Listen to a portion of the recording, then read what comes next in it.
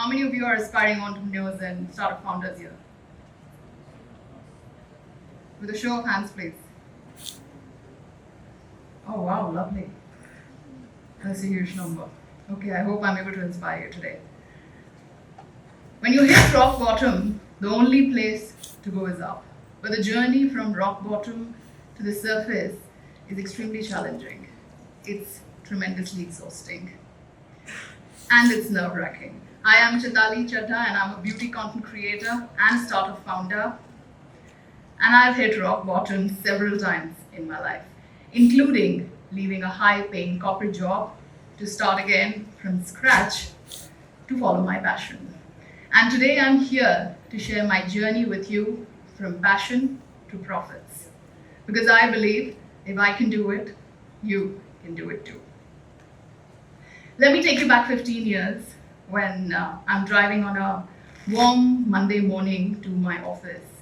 And I'm only 19 years old at the time.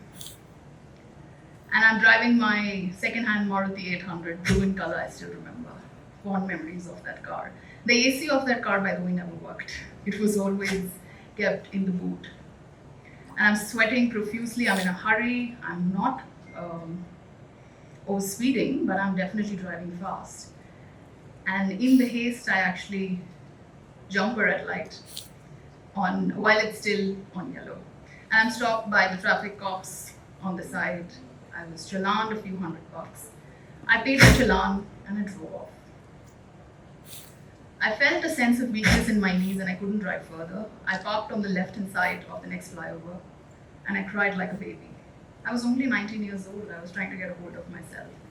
And the reason why I cried is because those few $100 at the time meant a lot, because my family and I were going through a major financial crunch. And that was literally the money for me to travel to work, whether through a car or a public transport. So I gathered myself together, drove to office, and of course, I was cursing myself all the way through. But a lesson well learned. And while I was driving, I was still figuring out how am I going to run through the entire week? How am I going to reach office? Then began the corporate grind, the incredible journey of 10 years. I feel absolutely humbled, grateful, and so blessed that I had the opportunity to work with some of the best brands in the industry, from NDTV to Really Hair, Emaar MGF, Jabong, Myntra, Medlife. I worked with some of the veterans in the industry, some of the best leaders, some of the CEOs that I always looked up to. I worked with Anant Narayanan, who's the CEO of Myntra Brands, and he is the ex-senior McKinsey partner. He's also the ex-CEO of Myntra. I learned a lot from him while I shadowed him through the journey. I'd made a comfortable life for myself by then, but the seemingly comfortable and successful life had something missing in it.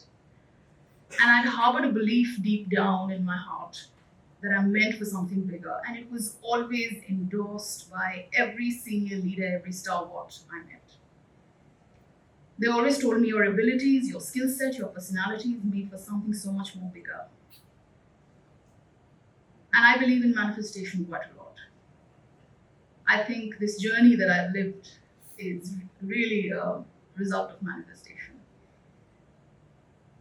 And so while this belief was always there, I always knew I wanted to do something bigger, something I could leave a mark on the world with, and I always wanted to leave a legacy behind, so to say.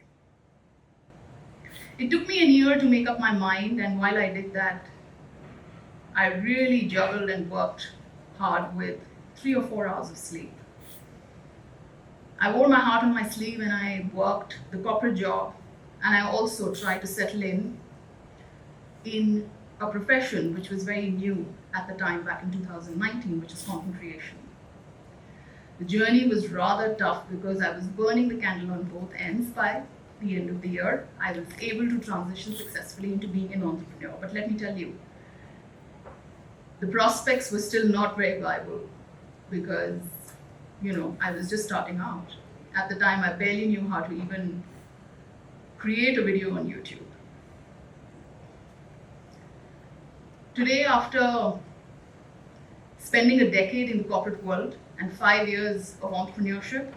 I run a beauty tech platform, and we have 7 lakh followers that see us both on YouTube and Instagram each and every day.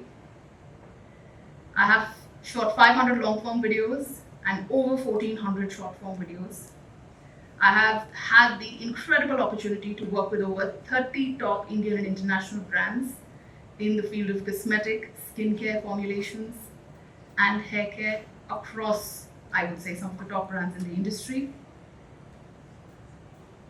And I've also worked with brands in their pre-launch stage, advising them and building a gap between the consumer and what the brands would want to bring to the consumer. I act as an advisor for the brands today, and I feel extremely humbled when I say this on formulations, because my platform is heavily into skincare formulations. We talk a lot about ingredients, and it's an educational platform. I co-created a skincare kit last year with a very popular skincare brand, which had a picture of me on the packaging. I also co-founded a beauty, tech, and lifestyle platform, which has India's first skincare course, never ever being done again. Many courses being filmed and scripted as we speak. We have thousands of enrollments on this course that I'm talking about, and thousands of graduates have been certified and many hundreds being enrolled as we speak. Now, all of this is great, right? I've had a tough journey. I came out of it, etc. But why are you here for? I think you're here for learning the secret recipe. How do people actually become entrepreneurs?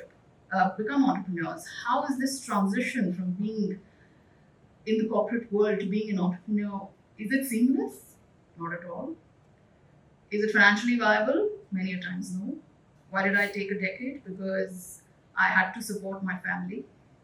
I have a very supportive group of people around me, but I'm also the main bread earner of the family along with my husband.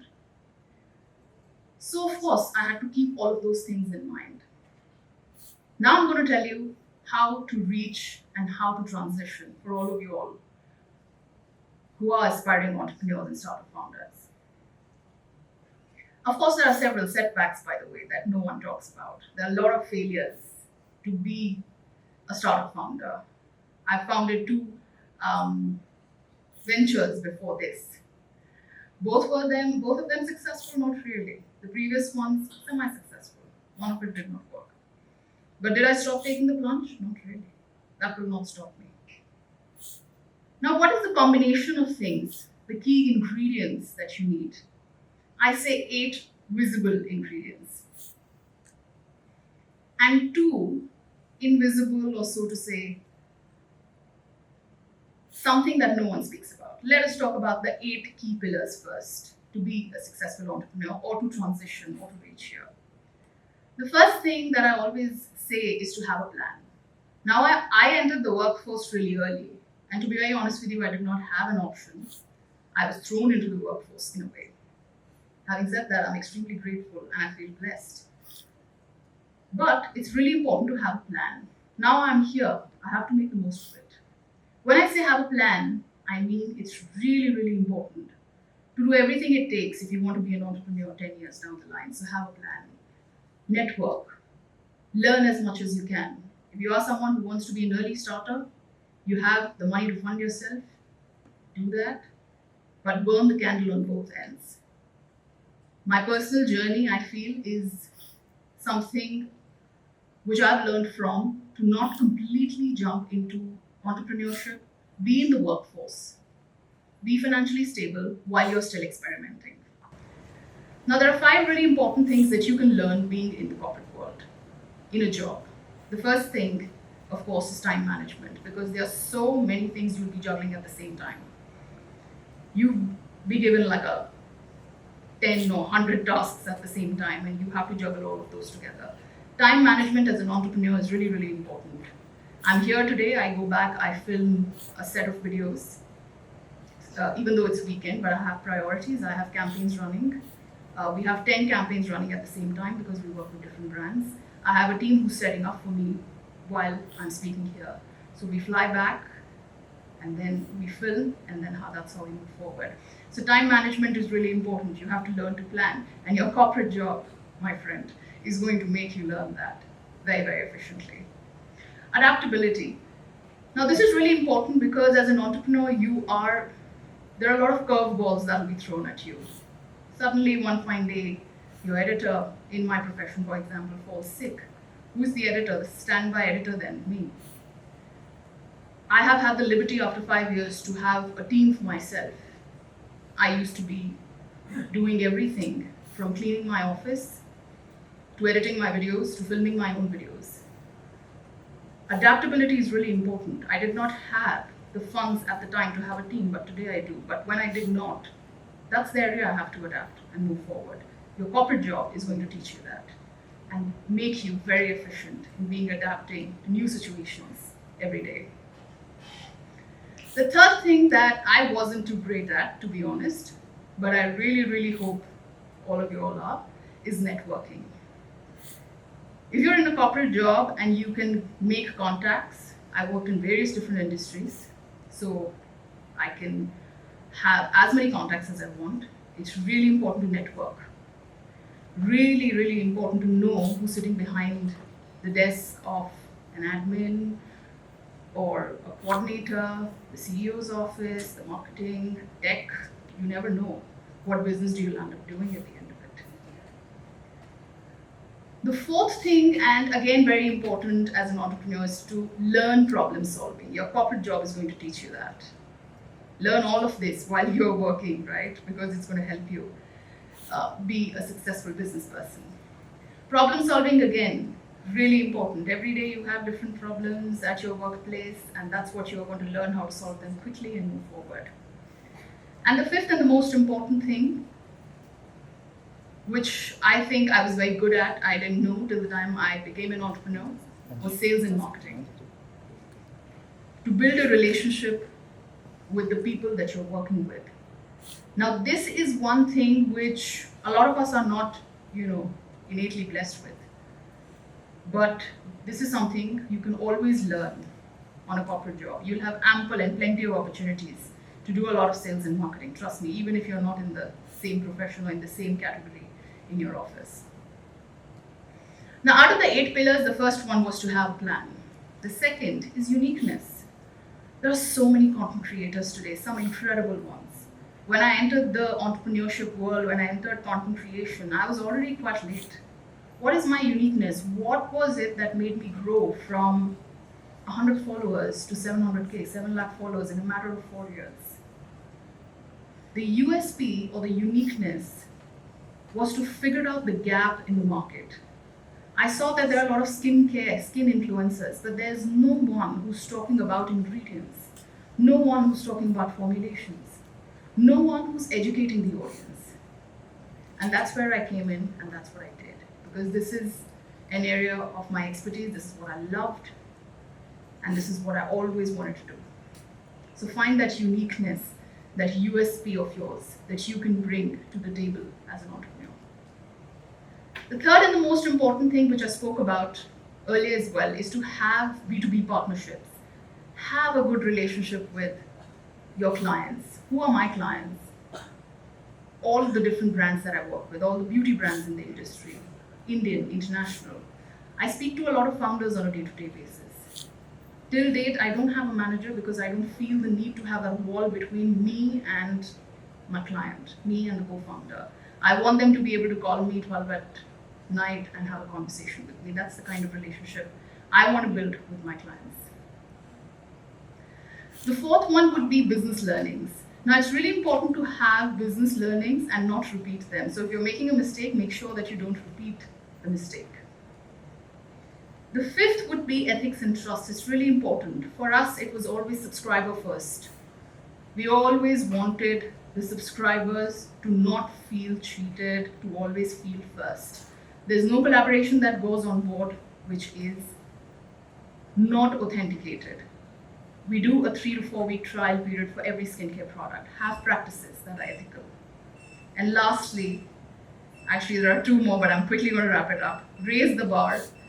have a professional attitude, positive attitude, and take the risk, but take the risk at the right time.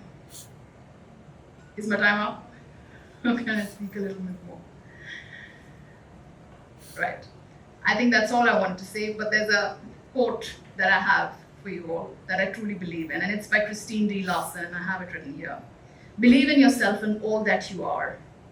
Know that there's something so much more bigger inside each one of you that is so much more bigger than any obstacle you will ever face. Thank you so much for being such an incredibly patient audience. It's been an absolute